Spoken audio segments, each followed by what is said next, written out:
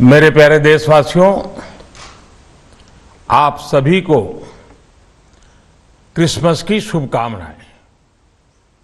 हम इस वर्ष के अंतिम सप्ताह में हैं।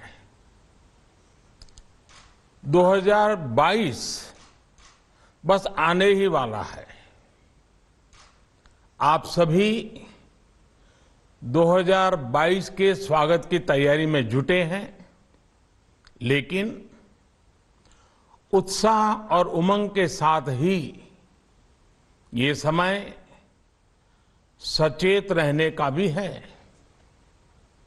आज दुनिया के कई देशों में कोरोना के नए वेरिएंट ओमिक्रॉन की वजह से संक्रमण बढ़ रहा है। भारत में भी कई लोगों के ओमिक्रॉन से संक्रमित होने का पता चला है। मैं आप सभी से आग्रह करूंगा कि पैनिक न करें। हां, सावधान रहें, सतर्क रहें, मास्क उसका भरपूर उपयोग करें और हाथों को थोड़ी थोड़ी देर पर धुलना, इन बातों को हमें भूलना नहीं है।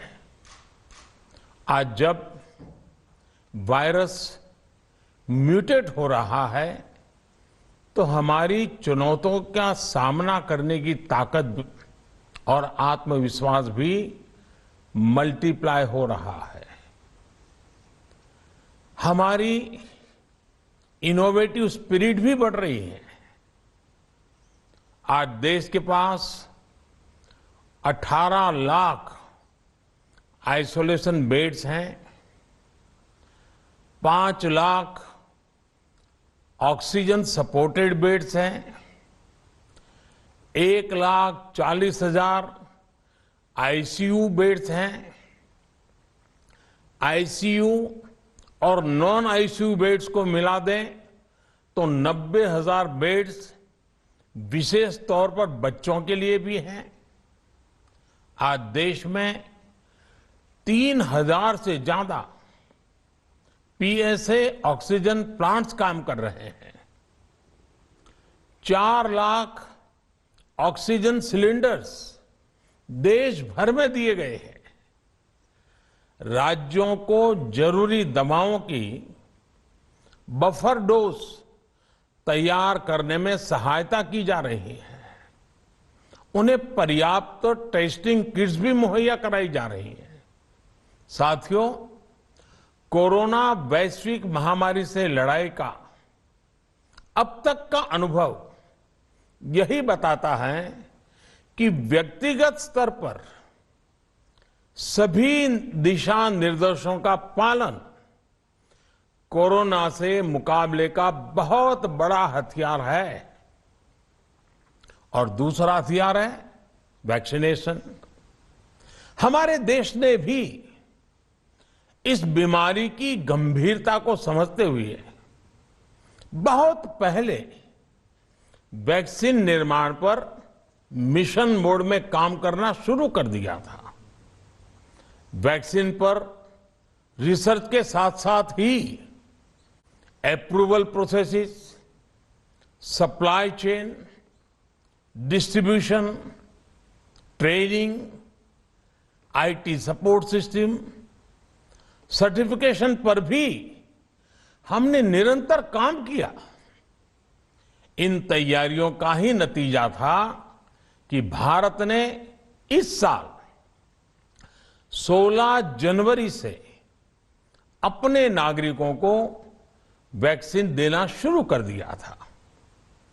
ये देश के सभी नागरिकों का सामूहिक प्रयास और सामूहिक इच्छा शक्ति है कि आज भारत 141 करोड़ वैक्सीन डोज के अभूतपूर्व और बहुत मुश्किल लक्ष्य को पार कर चुका है।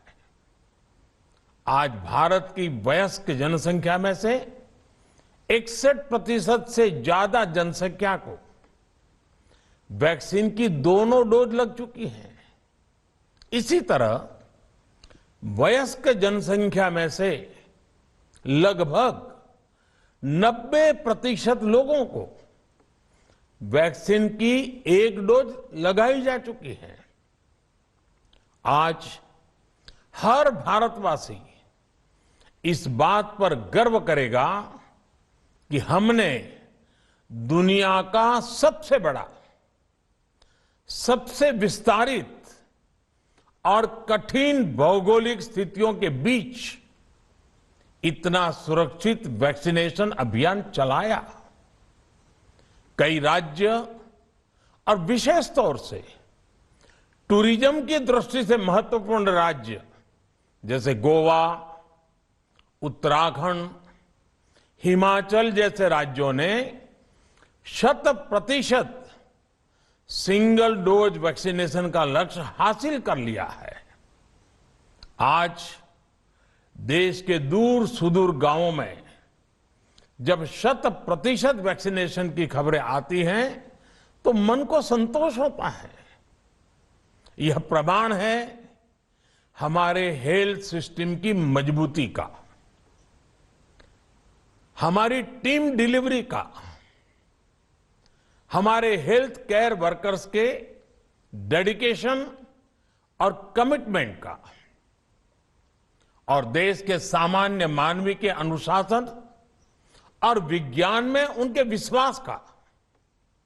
हमारे देश में जल्दी ही नेजल वैक्सीन और दुनिया की पहली डीएनए वैक्सीन भी शुरू होगी।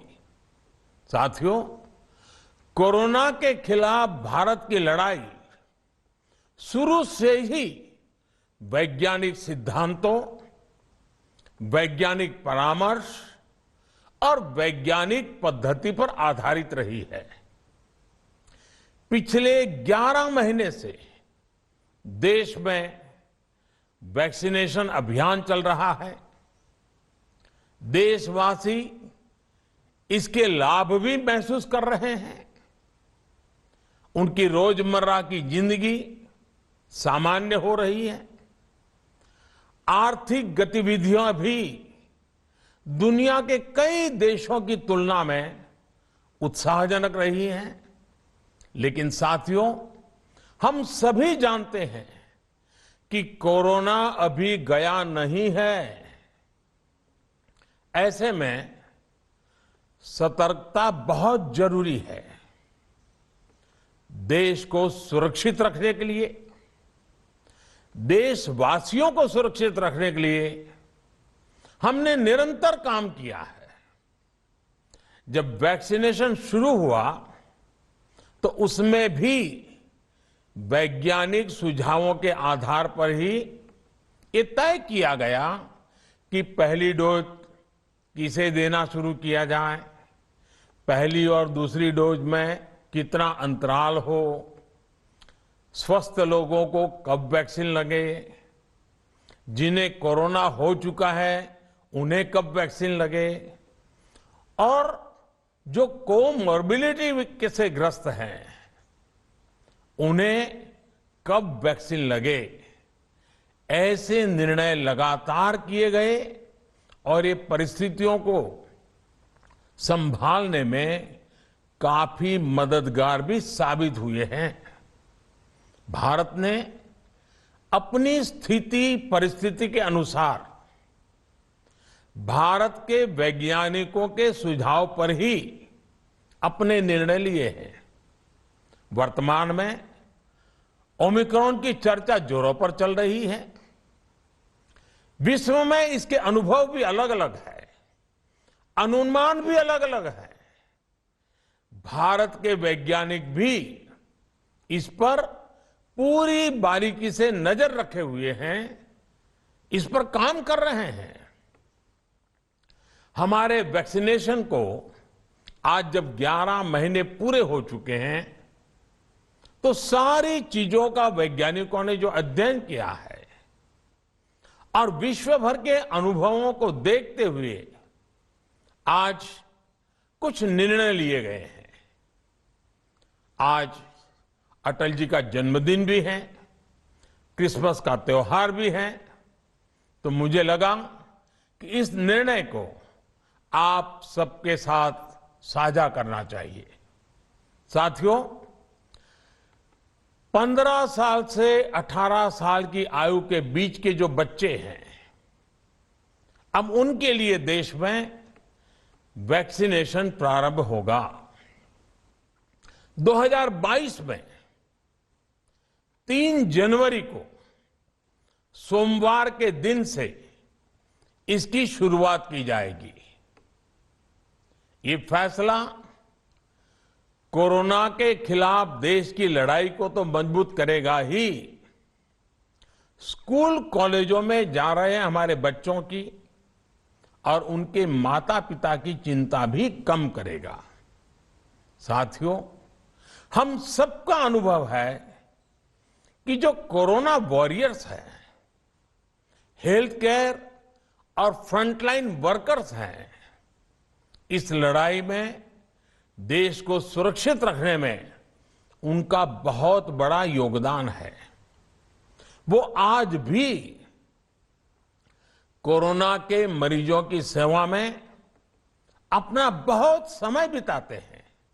इसलिए प्रिकॉशन की दृष्टि से सरकार ने निर्णय लिया है कि हेल्थ केयर और फ्रंटलाइन वर्कर्स को वैक्सीन की प्रिकॉशन डोज भी प्रारंभ की जाए। इसकी शुरुआत 2022 में 10 जनवरी सोमवार के दिन से की जाएगी। साथियों, कोरोना वैक्सीन का अब तक का ये भी अनुभव है कि जो अधिक आयु वाले हैं और पहले से ही किसी न किसी गंभीर बीमारी से पीड़ित है, उन्हें प्रिकॉशन लेना सलाह योग्य है। इसको ध्यान में रखते हुए 60 वर्ष से ऊपर की आयु के कोमॉर्बिडिटी वाले नागरिकों को उनके डॉक्टर की सलाह पर वैक्सीन की प्रिकॉशन डोज का विकल्प उनके लिए उपलब्ध होगा। ये भी 10 जनवरी से प्रारंभ होगा। साथियों, मेरा एक आग्रह है